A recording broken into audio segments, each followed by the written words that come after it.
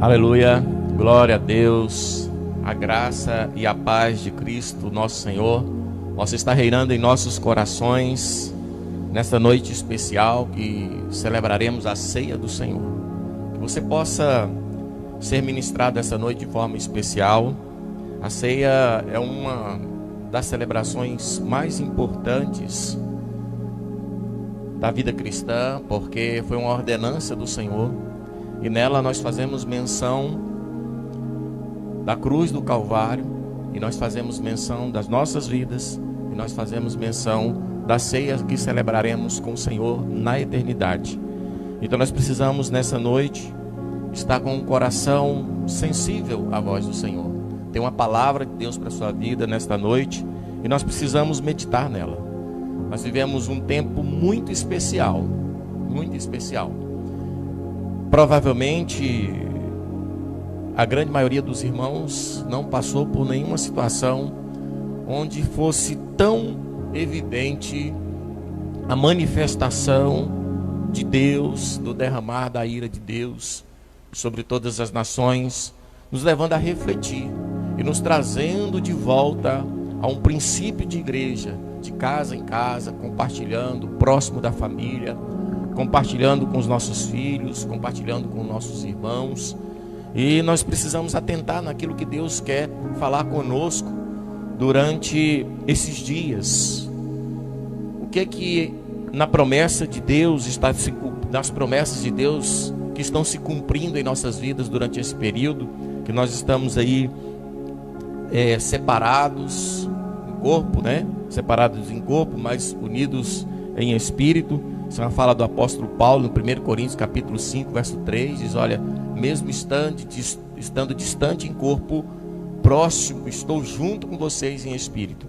Então nessa noite especial de ceia, eu gostaria de ler um texto junto com os irmãos, que está em 2 Crônicas, capítulo 7, verso 14, é um texto muito conhecido, e que nós temos ouvido bastante acerca desse texto. E eu queria compartilhar um pouco com os irmãos desse texto e meditarmos um pouco e conversarmos um pouco acerca dessa promessa de Deus para as nossas vidas e para esse tempo que nós estamos vivendo. Então você que está com a sua Bíblia aí, abre a sua Bíblia no livro de 2 Crônicas, capítulo 7, verso 14, para que nós possamos meditar nessa palavra. Eu creio que você já preparou aí o seu momento de ceia com a sua família. Que momento especial! É a ceia ágape que nós celebramos para que todos possam participar. As crianças podem participar, todos os irmãos podem participar dessa ceia, que lá no livro na carta de Judas vai chamar de festa ágape. E nós temos por esse costume, desde a época da igreja primitiva, fazer essa celebração, nesse partilhar do pão. Então nós vamos estar partilhando nesta noite da ceia ágape, lembrando sempre que enquanto igreja nada pode nos separar, porque nós somos unidos pelo Espírito de Deus, e no Espírito de Deus nós somos um. Onde você estiver, você é um comigo e eu sou um com você. No texto de 2 Crônicas, capítulo 7, verso 14, diz assim: se o meu povo que se chama pelo meu nome se humilhar, orar e me buscar, e se converter dos seus maus caminhos, então eu ouvirei dos céus, perdoarei os seus pecados e sararei a sua terra. Este texto é um texto muito interessante, e nós precisamos meditar bastante nesse texto, para atentar o que Deus está falando, com quem está falando, e o que o Senhor está esperando de nós, enquanto igreja do Senhor, a partir desse texto. Então é muito interessante que aqui tem uma promessa, tem uma condição, tem um sujeito e tem uma ação. Então tem a promessa de Deus, tem uma condição para que se cumpra essa promessa, tem um sujeito e tem uma ação desse sujeito, que está condicionando a promessa de Deus, como sempre nós temos falado. Deus é bondoso, misericordioso, mas sempre Ele está esperando um posicionamento nosso. Há momentos que nós precisamos de orar, precisamos de meditar, há momentos que precisamos de agir, Há momentos que precisamos nos posicionar. E neste texto ele traz uma relação de atitudes que nós precisamos ter acerca de viver essa promessa de Deus na terra. Nesse texto, ele é muito interessante. Salomão tinha acabado de construir a casa de Deus, daquele templo, o templo do Senhor.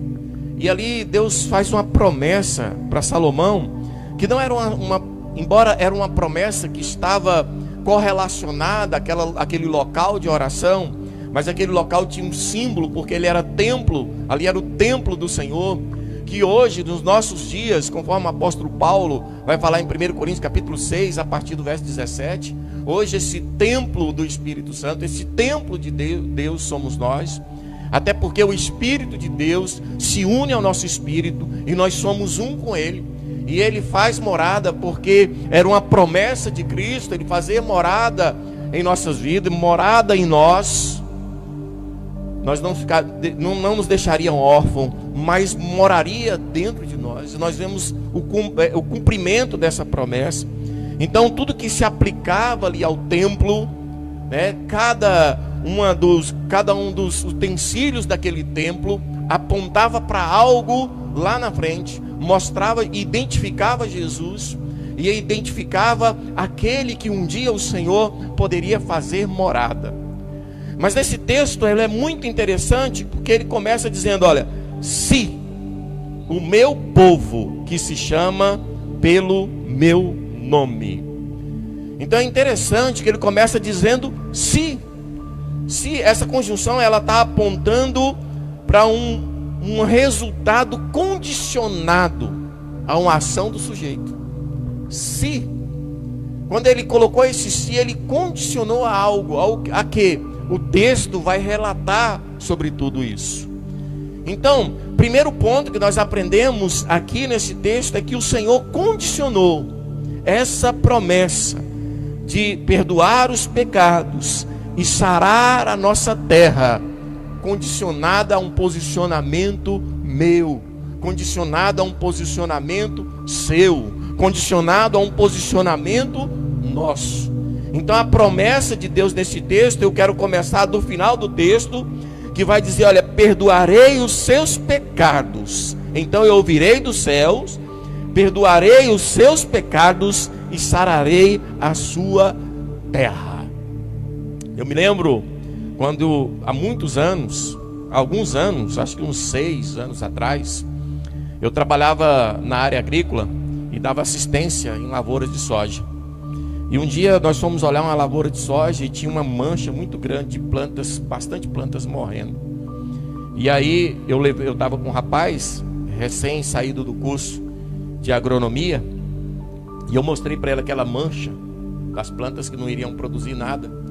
E ele perguntou para mim: o que está acontecendo ali? Eu falei: o que está acontecendo é que a terra está doente. Naquela época existia os nematóides, e esse era o nematóide de galha. E ele não tinha ainda nenhum tipo de tratamento. Não sei se hoje tem, porque na medida que o tempo vai passando, a ciência vai apresentando muitas saídas. Mas nessa época não tinha. E eu falei para ele agora, e ele falou: e agora, o que tem que fazer?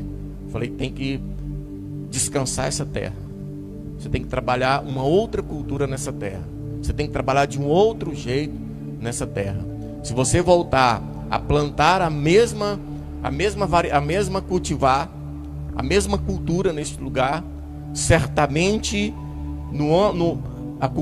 a próxima colheita vai ter o mesmo problema, porque a terra está doente. Então é preciso dar um descanso para essa terra, fazer uma rotação de cultura, até que esses nematóides que estão ali trazendo destruição para esse plantio, para essa colheita, para essa cultivar, ela possa não existir mais e ela está sarada. Então, até que isso aconteça, você precisa dar um descanso para essa terra. E aí eu estive pensando sobre isso.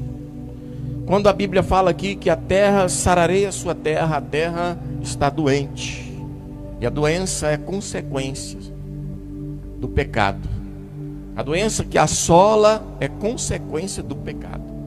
Porque Deus fala, aqui o Senhor traz uma palavra dizendo que Ele sarará a terra. Antes disso, Ele perdoará os pecados. E eu aprendi que na vida, a terra vai sendo desgastada. Daqui a pouco a terra começa, a natureza, a criação começa a clamar pela manifestação dos filhos de Deus. E nós falamos sobre isso na última ministração. E nessa noite nós percebemos que o Senhor traz uma condição: se o meu povo, que se chama pelo meu nome.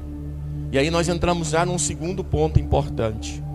Existe um povo de Deus que precisa se posicionar.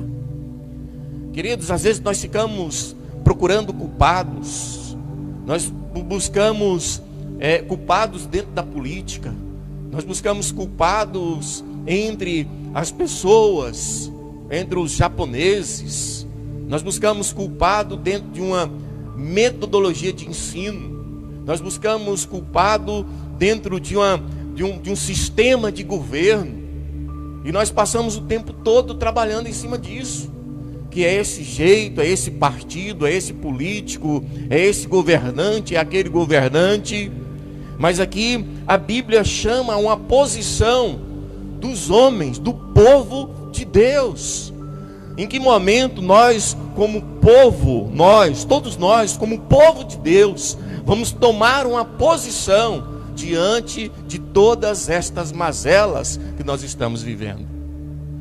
Até quando nós vamos viver essa consequência, buscando culpados, inventando desculpas, e não paramos sequer um momento para percebermos que aqui o Senhor está convocando o seu povo? E eu queria ler um texto que está em Romanos, capítulo 9,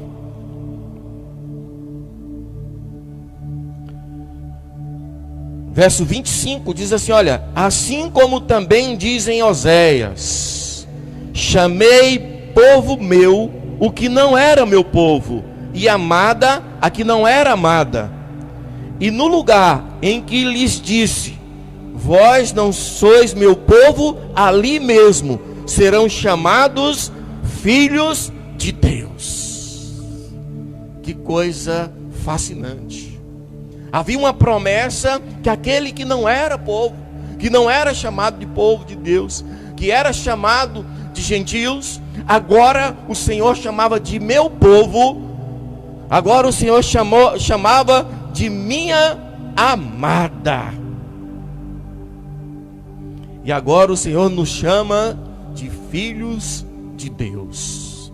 João capítulo 1, verso 12, diz assim: ele veio para os seus, mas os seus não receberam, mas todo quanto recebeu, deu-lhe o poder de serem feitos filhos de Deus.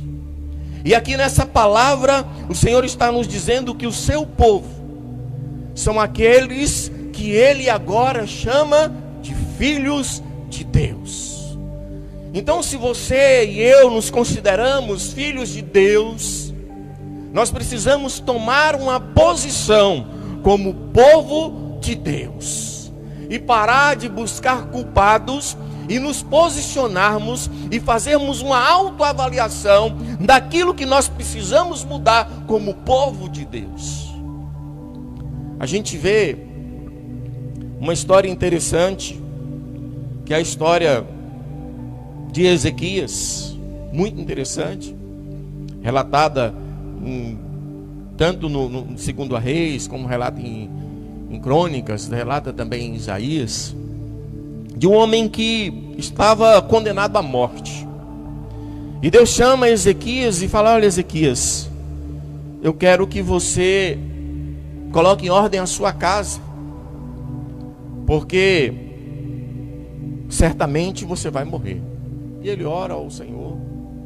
E o Senhor, não vou me ater à história, que os irmãos já conhecem a história, mas o Senhor fala com Ezequias. Ezequias clama ao Senhor. Deus fala para Isaías voltar e acrescenta 15 anos na vida de Ezequias. Entretanto, Deus tinha falado para Ezequias colocar a casa em ordem. E o que acontece?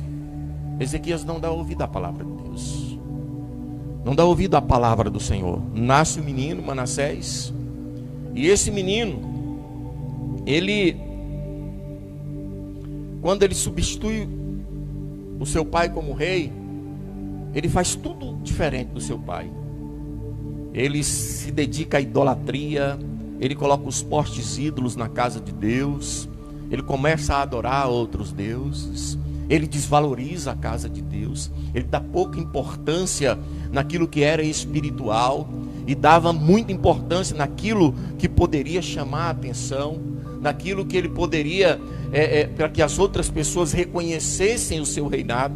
Fez tudo errado.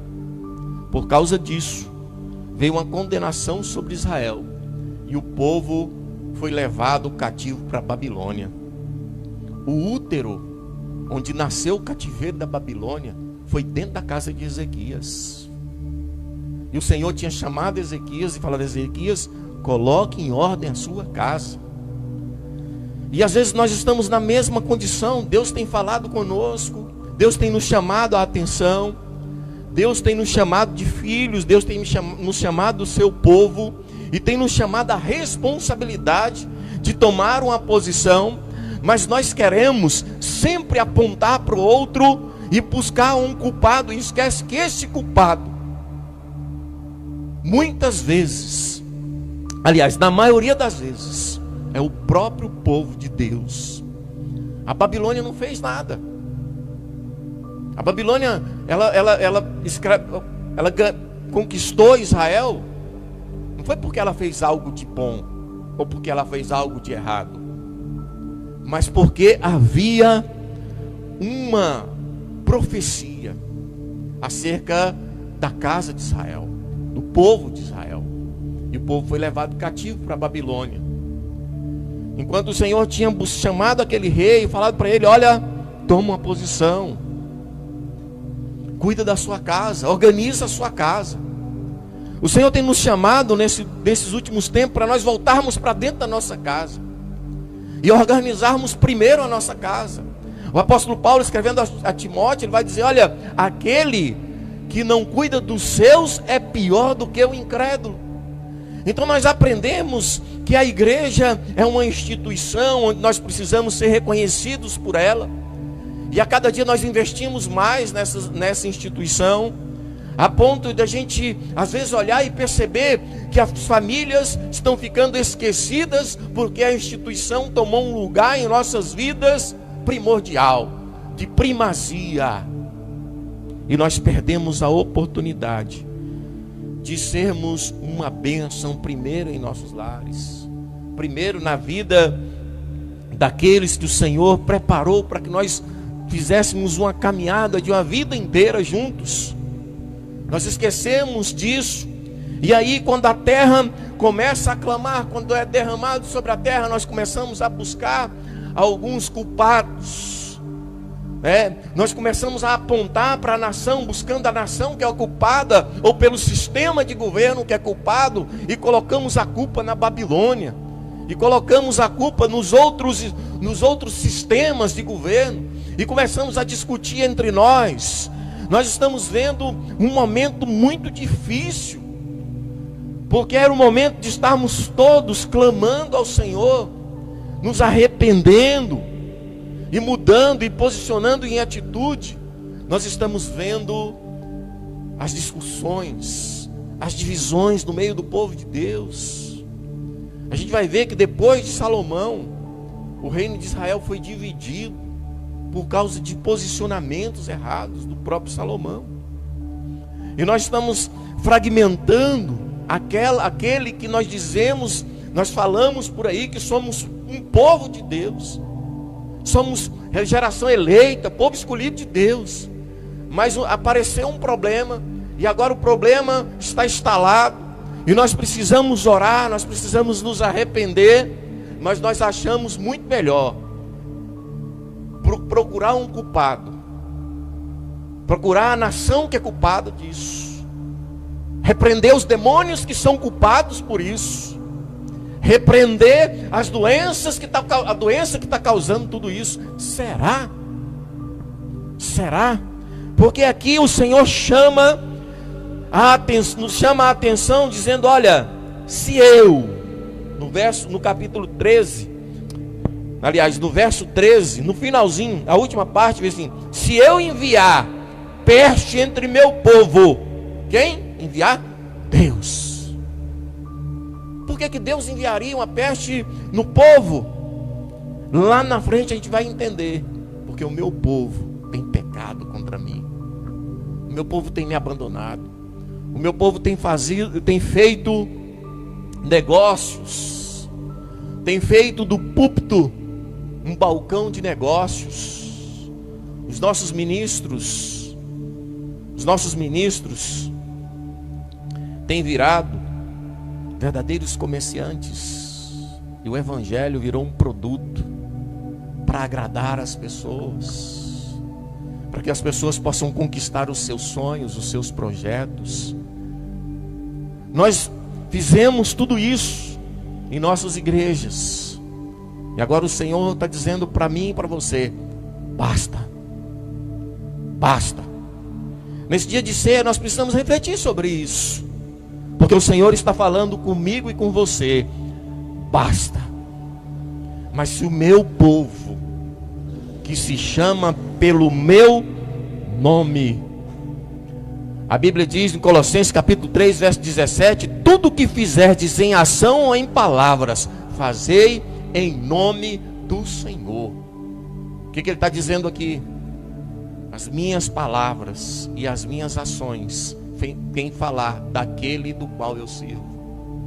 Minhas decisões, meus posicionamentos têm que anunciar aquele que eu tenho crido, aquele que um dia me alcançou. Então, aquele que carrega o nome do Senhor, que é povo de Deus, precisa anunciar o Senhor, não somente quando nós estamos em nossos púlpitos, mas durante toda a nossa vida.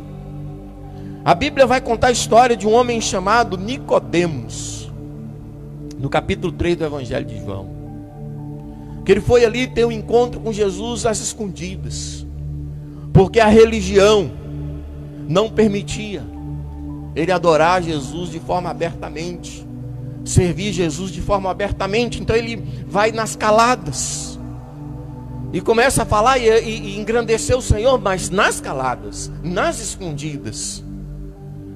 E Jesus vai falar para ele, olha, Nicodemos, aquele que não nascer de novo, não entra no reino dos céus. Não são a sua religião, o seu posicionamento dentro da sua religião, mas é o nascer de novo, é ser povo de Deus, é ser nação santa, povo escolhido do Senhor. E o Senhor que nos chama a atenção como esse povo escolhido de Deus, é este que Ele está chamando a atenção nesse texto. Quando Ele está falando para Salomão, Ele fala assim, Ele está falando de uma regra que já estava sendo implantada desde a construção do templo. Ele está falando de uma regra que já existia, mas agora essa regra eu estou esclarecendo para você, que ainda que a minha ira se levante contra a terra e a terra adoecer, se meu povo, que se chama pelo meu nome, que fala em meu nome, que suas atitudes demonstram o meu nome, que as suas atitudes me anunciam onde quer que eles estejam, esses o Senhor tem chamado ao arrependimento. E aí ele vai dizer assim, olha, no segundo ponto importante, terceiro ponto, primeiro si, segundo ponto, povo de Deus. E agora ele vai falar de relacionamento, se humilhar, orar e me buscar. Humilhar, orar e me buscar. Isso está falando de relacionamento íntimo, de prostrar diante de Deus e reconhecer onde nós temos errado, e reconhecer que nós precisamos ouvir a voz do Senhor, estar sensível à voz do Senhor. Ele nos chama a atenção nesse sentido, para que nós possamos nos apresentar diante de Deus e se humilhar, falar, Senhor, eu não sei de nada, eu não sou nada. Deus, eu dependo totalmente do Senhor. Queridos, eu nunca vi, durante a minha vida, eu nunca vi uma praga, né? Uma doença, vir uma peste, vir e ser tão igualitária. Ser tão igualitária. Colocar as pessoas em igual condição. Hoje não faz diferença. Essa praga derramada, ela não alcançou somente os pobres, como nós vimos em outros momentos, mas ela veio igualando todas as pessoas, principalmente aqueles que se acham grandes. Muitos desses grandes estão entrando em parafuso, porque eles falam: olha, eu não consigo resolver esse problema, eu não consigo resolver essa situação. E está assolando, começou pela classe mais favorecida, e veio assolando, e as pessoas e foram morrendo, outras se recuperando, mas sem distinção. Sem distinção. E agora dizendo: olha, vão para suas casas. Não importa o dinheiro que você tenha, não importa o poder que você tem, o reconhecimento que você tem, o tamanho do que você representa, da instituição que você representa, volte e vá para a sua casa. Um vírus pequenininho, invisível a olho nu, tem nos dado uma lição de que nós precisamos reavaliar os nossos posicionamentos, reavaliar as nossas ações, as nossas atitudes, como povo de Deus, como povo escolhido de Deus. Nós falamos isso com tanto orgulho, né? Com tanta arrogância, que somos o povo escolhido de Deus. E agora todos têm se dobrado e percebido que nós precisamos retornar ao princípio, onde fomos criados, os nossos lares, para a nossa casa, e refletir acerca disso. E nessa ação, na ação desse texto, a Bíblia diz assim: olha, se o meu povo que se chama pelo meu nome se humilhar, orar e buscar a minha face, e me buscar. Queridos, isso nós estamos falando de relacionamento. E não tem como nos relacionarmos com Deus se nós não tivermos intimidade. Nós não vamos conhecer a Deus, e nem tampouco o projeto dele para as nossas vidas, e nem tampouco o projeto dele para a nossa cidade, para a nossa vila, para o nosso estado, para a nossa nação e para o mundo inteiro.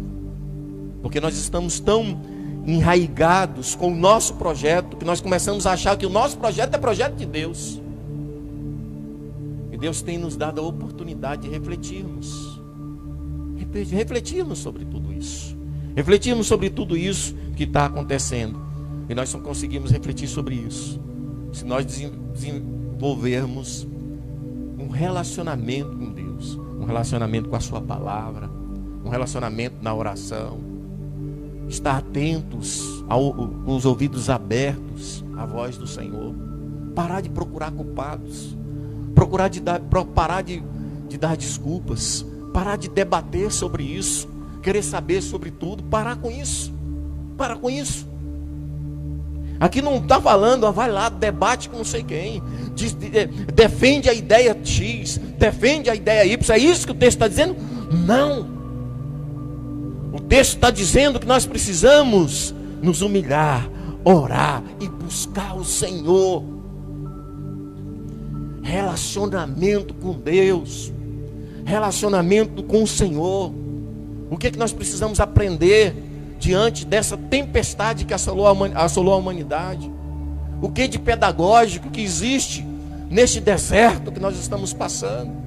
O que nós precisamos aprender? E o lugar de aprender é aos pés do Senhor, nos humilhando, reconhecendo a nossa pequenez diante de Deus, reconhecer que o Senhor nos alcançou simplesmente pelo amor dele e pela graça, e não porque nós éramos melhores do que outras pessoas.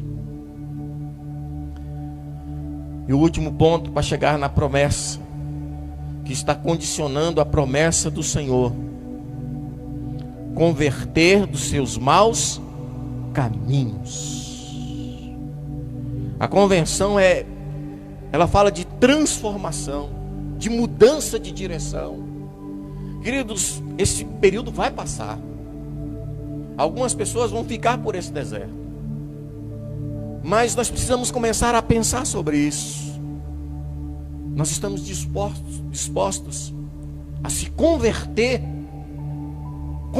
o nosso caminho, dar uma volta de 180 graus. Se eu estava virado para lá, agora eu vou ficar virado para cá. Eu estou disposto a isso, a me submeter a esta conversão, a essa transformação radical. Você está disposto a isso, meu irmão? Você está disposta a isso, minha irmã?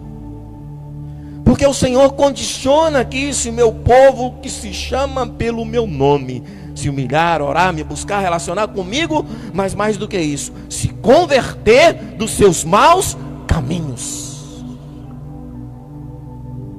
Abrir mão da minha ideologia. Fala-se tanto disso agora. Um sempre criticando o outro, falando que o outro tem uma ideologia. Mas todos nós defendemos a ideia perfeita. Defendemos a verdade. Isso é ideologia. Porque essa verdade em você, ela é contaminada pelos seus conceitos, pelos meus conceitos, pelos meus valores. E aqui a Bíblia fala assim: olha, você se humilha, abre mão de tudo isso, prostre diante de Deus, reconheça o Senhor e esteja disposto a se converter dos seus maus caminhos. Lucas 22, 32. Jesus tendo uma conversa com Pedro, ele vai falar: Pedro, quando você se converter, fortalece os seus irmãos. É muito interessante, porque Pedro vai falar: Senhor, eu estou disposto a morrer com o Senhor, a ir preso e morrer se for preciso. O Senhor: Pedro, hoje ainda, antes que o galo cante, você me negará 3 vezes. É muito interessante, porque depois o Senhor, lá em João 21, no verso 15 ao 19, Jesus pergunta para Pedro: Pedro, tu me amas? Pedro vinha de um momento muito difícil. Ele havia acontecido tudo aquilo que ele tinha falado. E a Bíblia diz que quando Pedro nega Jesus pela 3ª vez, que o galho canta, ele chora e se arrepende amargamente. E agora Jesus, conhecendo o coração de Pedro, próximo de partir para a glória, ele fala: Pedro, pergunta por Pedro 3 vezes: Pedro, tu me amas? Senhor, eu te amo. E Pedro, muito entristecido com aquelas três questionamentos, Jesus vai falar para Pedro: Pedro, eu sei que tu me amas. Eu te conheço, Pedro. Eu te conheço. Quando você era menino, você fazia as coisas de menino como você queria. Mas quando você se tornar adulto, vão fazer com você aquilo que você não quer. E o escritor do Evangelho de João vai dizer que ali Jesus estava falando de como Pedro morreria e glorificaria ao Senhor com a sua morte. O Senhor estava falando: Pedro, eu te conheço. E sei que agora sim, agora você está disposto a dar sua vida por mim. Agora sim, você está disposto a morrer por mim.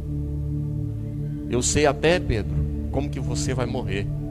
E sei que na sua morte você vai me glorificar.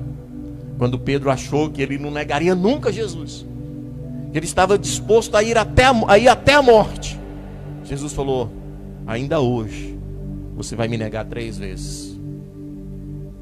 Na noite, né, na verdade, naquela madrugada, ele negaria Jesus 3 vezes antes que o galo cantasse.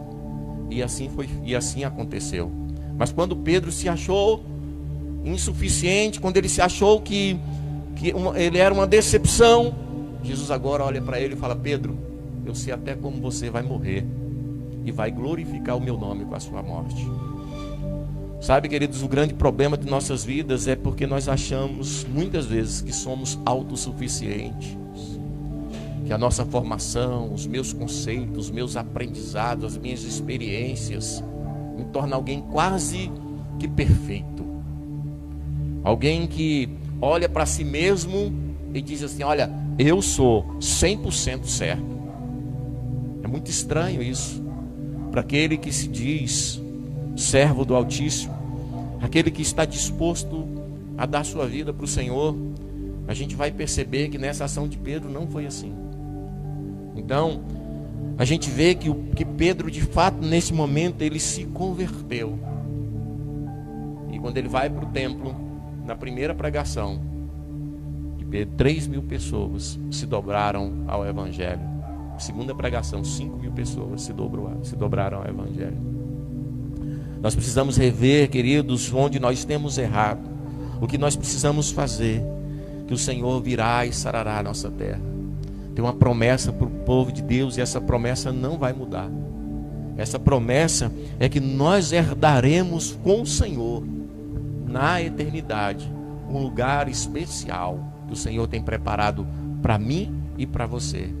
Mas até que chegue esse tempo que nós vamos viver pela graça e da bondade de Deus, nós temos uma caminhada aqui na terra. Nós temos responsabilidades aqui na terra, de ser imagem e semelhança do nosso Senhor, de sermos transformados como por espelho, de glória em glória, na imagem do nosso Senhor. Sermos transformados como por espelho. Eu vou olhando para o Senhor e vou me parecendo com Ele. Quando as minhas ações transmitir a imagem daquele que nós representamos, que eu represento, eu vou estar andando no caminho preparado pelo Senhor, para que nós vivêssemos nessa obra de todo aquele que foi alcançado pela graça. Efésios capítulo 2, a partir do verso 8: pela graça sois salvos mediante a fé, isso não vem de vós, é dom de Deus. Entretanto, Ele quer que nós andemos no caminho que de antemão Ele preparou para que nós andássemos nele. Nós precisamos entender o que é ser igreja. Precisamos entender que igreja não é lugar de ir, não é lugar de frequentar. Não é um lugar de frequentar. Igreja não é um lugar de frequentar. Igreja é uma família que precisamos fazer parte. Nós fazemos parte dessa família chamada Igreja do Senhor. Meu povo que se chama pelo meu nome. Nós precisamos fazer parte. Igreja não é um lugar de frequentar. Não é um lugar de frequentar. É uma família a participar, fazer parte dela e dar a sua contribuição. E as nossas obras, elas precisam ser um dia passar pelo fogo. O que for palha vai queimar, o que for feno vai queimar, mas o que for ouro vai ser purificado. E Jesus falou que esses tesouros serão guardados no céu, um galardão separado para cada um de nós, para aquele que crê na eternidade. Aqui é tempo, aqui nós somos peregrinos e precisamos ter como objetivo maior anunciar o nosso Senhor até que Ele venha. E nessa noite eu queria, nesse mesmo espírito, entrar nesse segundo momento, que é a ceia do Senhor, que nós temos o costume. Então você que já preparou a mesa, chamar o Marcos Alencar para estar aqui. Vem para cá, Marcos. O Marcos não está querendo aparecer, mas pode aparecer. E aí na sua casa, eu quero te convidar, você que estou aqui com o missionário Marcos Alencar, pastorzão aqui do Vale, que tem cuidado das ovelhas aqui no Vale, que Deus separou para estar cuidando das ovelhas. Nós vamos estar aqui junto com os irmãos, celebrando essa ceia. Então eu gostaria que você aí na sua casa, pegue o pão, pegue o vinho, o suco, né? Coloque acima da sua consciência. Levanta aí, Marcos, por favor. Aí na sua casa, vamos apresentar esses elementos diante de Deus. Hoje é a ceia ágape. Nós vamos participar aqui, eu, o Luiz Miguel, a Cidinha e o Marcos. E você vai estar aí na sua casa, no mesmo espírito, participando conosco Então vamos apresentar esses elementos diante de Deus, Senhor nosso Deus e Pai, diante da Tua presença. Nós apresentamos esse suco, nós apresentamos esse pão, Pai querido, representando, Pai amado, a unidade que tem na Sua igreja. Pai amado, hoje nós estamos distantes por tudo que tem acontecido em corpo, mas em espírito nós estamos juntos nesta noite, porque nós somos um com o Senhor. Que cada casa, cada família, Pai, que está reunido neste lugar, dessa forma, Pai querido, que a unção do Senhor esteja em cada lar, Deus. Cada uma dessa casa, Deus, dessas casas, Pai amado, é uma igreja. Cada uma dessas famílias, Deus, cada uma dessas mesas, Pai amado, é um altar ao Senhor neste momento, Deus.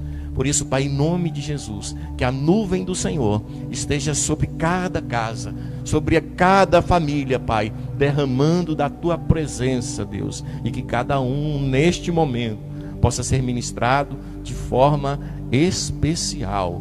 Assim oramos em nome do Senhor Jesus. Aqui o Marcos Alencar vai distribuir para nós, vai nos servir, e depois que você receber o cálice, você está entre família, você pode fazer a troca do cálice depois, né? Mas pode participar do pão, pode participar mais de uma vez, pode pegar o pão, pode comer, engrandecendo o Senhor. Vem aqui, Marcos, eu quero servi-lo também. Para mim é um privilégio muito grande poder servir um homem de Deus. Deus abençoe. Vamos participar do pão.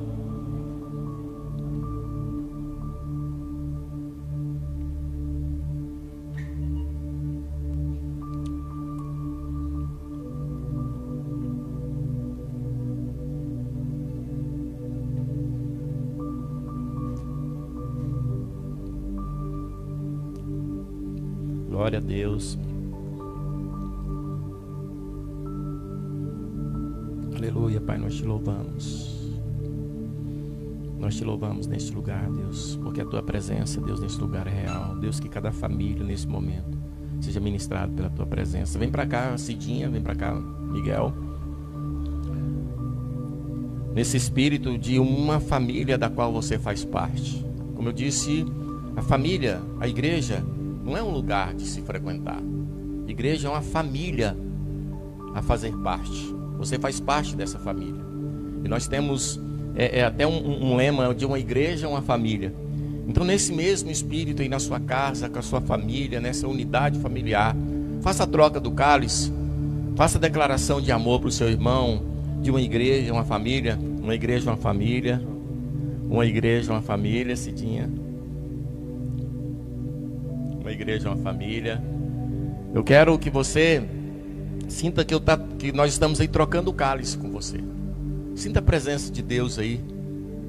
Uma igreja, uma família, na casa do pastor Aldifas, na sua família, lá na minha casa, pastora Nara, Maiara, o Júnior, lá César, seu Valdivino, Fernando Valmira, Gustavo, Thaís e Tamara com sua mãe, com seus irmãos. Agora, para lembrar de todo mundo, Jane, a Daís, lá em Formosa, a irmã Aurelina, a irmã Guilmar, a irmã Lourdes, Maria Darlan, Carlos Socorro. E agora, Cidinha? Se eu esquecer de alguém. A Milka e a Bia, a Nilza, já falei. Quem mais? Já falei, Aldifas Bandeira. Aldifas foi o primeiro. Fala de uma igreja, uma família, não tem como esquecer do Aldifas, não.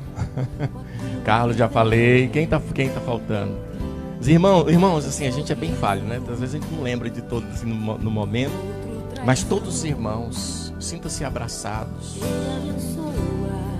César e Claudivânia, sinta-se abraçado nesse momento. Sinta-se igreja do Senhor. Ser igreja é fazer parte dessa família. Sinta-se abraçado, que o Senhor te abrace. Jeremias, sinta-se abraçado. Você que faz parte da igreja do Senhor Jesus Cristo. Eu não estou falando aqui de uma placa denominacional. Eu estou falando de uma igreja que foi pago um alto preço para que nós pudéssemos celebrar uma ceia entre irmãos. E o texto da Bíblia vai dizer assim, eu quero ler um texto.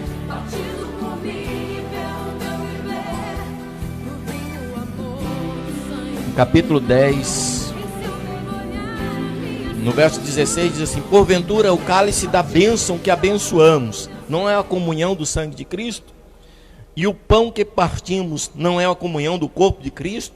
Porque nós, embora muitos, somos unicamente um pão, um só corpo, porque todos participamos de um único pão, corpo de Cristo. Vamos participar do cálice, simbolizando a aliança que temos uns com os outros, pelo sangue derramado na cruz do Calvário.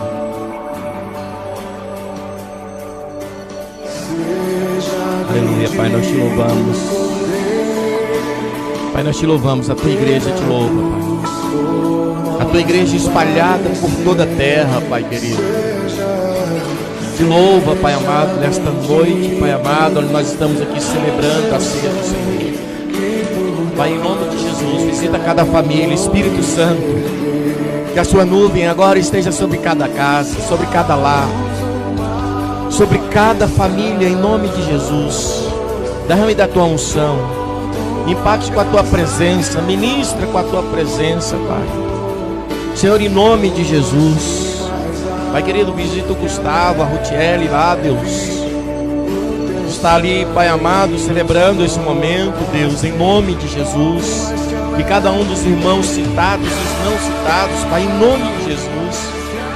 Que a tua graça, a unção do Senhor esteja sobre eles, Pai, nesta noite. E que eles possam, Deus, perceber que esse é um momento especial, Deus, onde o Senhor tem confirmado no seu povo, Pai querido, a responsabilidade sobre toda a terra. E nós queremos, Deus, nos posicionar como povo do Senhor, Deus. Povo lavado e remido pelo seu sangue, Deus. E clamar, Deus, Deus, sara essa nação, sara a terra, Deus, sara as nações, Pai. Senhor, como igreja do Senhor, nós clamamos, Pai amado, como igreja, Deus, em nome de Jesus. Visita, Deus, com tua unção toda a terra, Pai. E vem trazendo, Pai querido, e vem sarando a terra, Deus. Pai amado, nós queremos nos arrepender, Pai querido, pela nossa nação, Pai amado, que muitas vezes, Deus, tem esquecido o Senhor e tem valorizado as coisas dessa terra, Deus. Nós queremos pedir perdão, Pai amado, pela tua igreja, Pai, espalhada em toda a terra, que muitas vezes, Deus, tem caminhado dentro de propósitos que não são os seus, Deus. Pai, nós nos arrependemos e clamamos, Deus, sara a nossa terra, Pai. Sara a nossa nação, Deus. Sara o nosso povo, sara a tua igreja, Pai. Senhor, nós não queremos sair, Deus, dessa pandemia da mesma forma que entramos. Mas queremos, Deus, ver a transformação começando pelas nossas vidas, Pai amado. E nesta noite, como igreja do Senhor, Deus, cada família reunida, cada núcleo familiar reunido, Deus, clama pelo Senhor, Deus. Clama pela unção do Senhor, Deus. Ali unção que despedaça o jugo, que quebra os grilhões e liberta, Deus, de toda praga, toda doença, Pai amado. Senhor, em nome de Jesus, sara a nossa terra, Deus. Deus, sara a nossa terra. Perdoa os nossos pecados, Deus. Sara a nossa terra. Livra-nos, Deus, de todo mal, Pai querido. E ensina-nos, Deus, a ser de fato igreja. A não somente participarmos, Deus, de uma igreja, mas ser igreja. Ser a igreja do Senhor em todos os momentos de nossas vidas, Deus. No trabalho, na nossa família, Pai amado, na nossa vizinhança, onde quer que nós estejamos. Queremos, Deus, ser transformados pelo Senhor. Assim oramos, em nome do Senhor Jesus. Amém.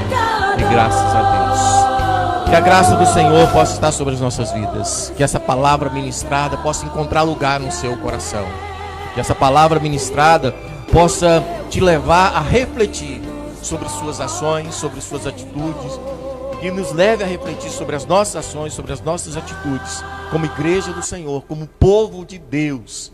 Porque ser povo de Deus não é de palavras somente, mas é de ações, é de posicionamento. e nós queremos nos posicionar como igreja do Senhor. Eu quero te convidar a você colocar a sua mão na posição de receber, para que nós possamos ministrar a bênção e encerrar esse momento especial que o Senhor nos proporcionou essa noite. Que o Senhor te abençoe e te guarde. Que o Senhor faça resplandecer o rosto sobre ti e tenha misericórdia de ti. Que o Senhor levante o rosto sobre ti e te dê a paz. Que o amor de Deus, a graça salvadora do seu Filho Jesus, a unção e as benditas consolações do Espírito Santo possa repousar sobre toda a igreja, sobre todas as casas, não somente hoje, mas para todos sempre. Quem crê, diga amém. Graças a Deus. Pode aplaudir o Senhor em onde você está.